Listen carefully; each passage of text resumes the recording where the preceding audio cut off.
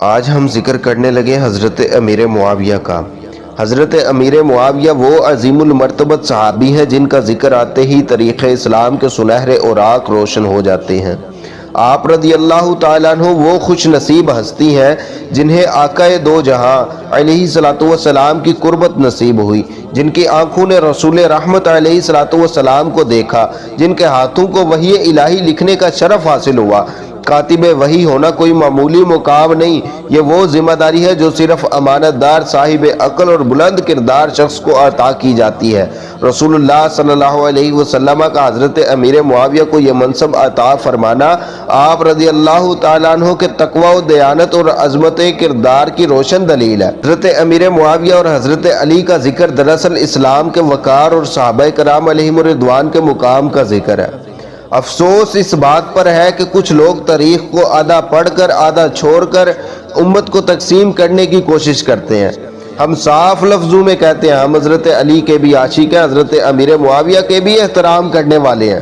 حضرت علی شیر خدا، داماد رسول، باب العلم، خلافت راشدہ کے عظیم ستون ہیں۔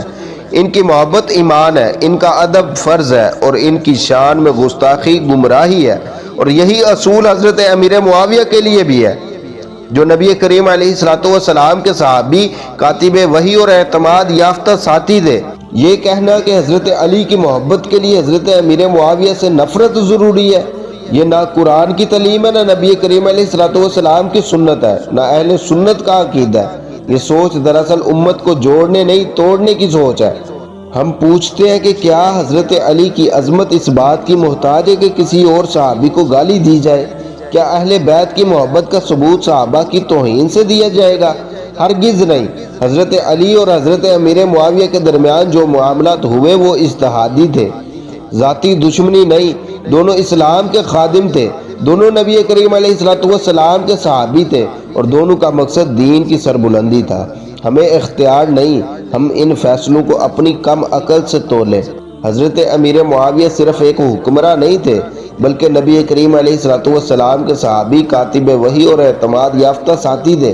سوال یہ ہے کہ کیا رسول اللہ صلی اللہ علیہ وسلم وحی لکھوانے کے لیے کسی ایسے شخص کا انتخاب کرتے جو معاذ اللہ دین میں مشکوک ہو؟ کیا نبی کریم علیہ الصلوۃ والسلام کسی ایسے شخص کو اپنے قریب رکھتے جس کے دل میں نفاق ہوتا؟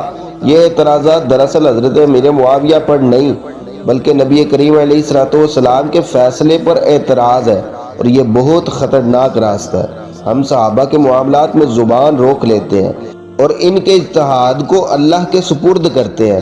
حضرت امیر معاویہ نے امت کو جوڑنے کے